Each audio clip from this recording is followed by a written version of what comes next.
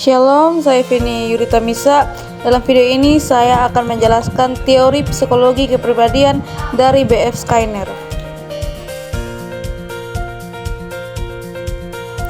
Burrhus Fredrik Skinner adalah seorang psikolog terkenal yang lahir pada tanggal 20 Maret 1904 dan meninggal pada tanggal 18 Agustus 1990. Skinner dikenal sebagai tokoh utama dalam aliran psikolog perilaku atau behaviorisme. Ia dikenal karena kontribusinya yang besar dalam pengembangan teori-teori tentang bagaimana perilaku manusia dipengaruhi oleh lingkungan eksternal melalui proses pembelajaran. Dikenal dengan eksperimennya yang menggunakan operant conditioning untuk menjelaskan bagaimana perilaku dapat diubah melalui penguatan atau hukuman. Dengan pendekatan ilmiahnya yang sistematis dan eksperimental, Skinner memberikan kontribusi yang signifikan dalam memahami perilaku manusia dan hewan. Behaviorisme adalah aliran dalam psikologi yang menekankan pada perilaku yang dapat diamati dan diukur secara objektif. Menurut perspektif behaviorisme, perilaku manusia dan hewan dapat dipahami melalui pengamatan langsung terhadap respon yang terlihat, tanpa perlu memperhatikan proses mental internal yang tidak dapat diamati. Pendekatan behaviorisme menekankan bahwa perilaku manusia dan hewan dipengaruhi oleh lingkungan eksternal dan proses pembelajaran yang terjadi melalui interaksi dengan lingkungan tersebut. Dengan fokus pada perilaku yang dapat diamati dan diukur, behaviorisme berusaha untuk menjelaskan, memprediksi, dan mengendalikan perilaku melalui prinsip-prinsip pembelajaran yang dapat diobservasi secara langsung. Teori conditioning operant. Conditioning operant merupakan teori dalam psikologi yang dikembangkan oleh B.F. Skinner yang menjelaskan bagaimana perilaku dapat dipengaruhi oleh konsekuensi dari tindakan tersebut. Dalam conditioning operant, perilaku individu dipengaruhi oleh konsekuensi positif atau negatif yang timbul setelah perilaku tersebut dilakukan. Penguatan atau reinforcement dan hukuman atau punishment merupakan konsekuensi yang memainkan peran penting dalam membentuk dan memperkuat perilaku. Contoh dari penerapan conditioning operant dalam kehidupan sehari-hari adalah ketika seorang anak menerima pujian atau penguatan positif setelah membersihkan kamarnya, yang kemudian membuatnya cenderung untuk membersihkan kamarnya secara teratur. Sebaliknya, jika seorang karyawan di kantor diberi hukuman atau penguatan negatif berupa teguran karena sering terlambat, maka karyawan tersebut mungkin akan berusaha untuk tidak terlambat lagi. Yang berikutnya, hubungan antara stimulus, respon, dan konsekuensi. Dalam conditioning operant, terdapat hubungan yang penting antara stimulus, respon, dan konsekuensi. Stimulus merupakan situasi atau rangsangan yang memicu respon atau tindakan dari individu. Respon sendiri adalah tindakan yang dilakukan oleh individu sebagai tanggapan terhadap stimulus.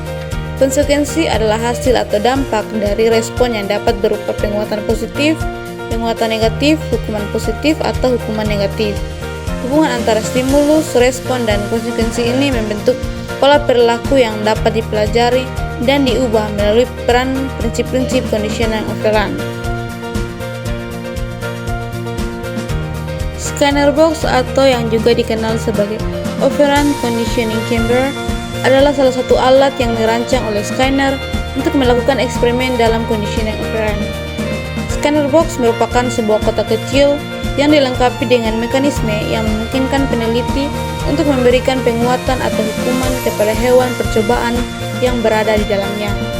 Kotak ini dilengkapi dengan tuas atau tombol yang dapat ditekan oleh hewan, serta dispenser makanan atau air sebagai penguatan positif. Melalui penggunaan scanner box, peneliti dapat menguji teori-teori tentang pembelajaran dan perilaku hewan, serta mengidentifikasi prinsip-prinsip dasar dalam conditioning operant. Scanner box memberikan lingkungan kontrol yang memungkinkan peneliti untuk memanipulasi variabel-variabel tertentu dan mengamati dampaknya terhadap perilaku hewan. Dengan demikian, scanner box merupakan alat yang sangat berguna dalam eksperimen perilaku hewan dan telah memberikan kontribusi besar dalam pemahaman kita tentang bagaimana hewan belajar dan berperilaku. Sekarang kita masuk ke dalam konsep penguatan. Di sini ada dua konsep penguatan, yaitu penguatan positif dan penguatan negatif. Penguatan positif adalah proses di mana stimulus positif diberikan setelah suatu perilaku dilakukan dengan tujuan untuk meningkatkan kemungkinan perilaku tersebut terulang di masa depan. Penguatan positif berupa pujian, hadiah, atau penghargaan yang diberikan sebagai imbalan atas perilaku yang diinginkan. Lalu penguatan negatif adalah proses di mana stimulus negatif dihapus atau dihindari setelah suatu perilaku dilakukan dengan tujuan untuk meningkatkan kemungkinan perilaku tersebut terulang di masa depan. Penguatan negatif dapat berupa menghilangkan tekanan atau ketegangan setelah perilaku dilakukan. Berikut adalah aplikasi teori Skinner dalam pendidikan, yaitu penggunaan penguatan dalam pembelajaran.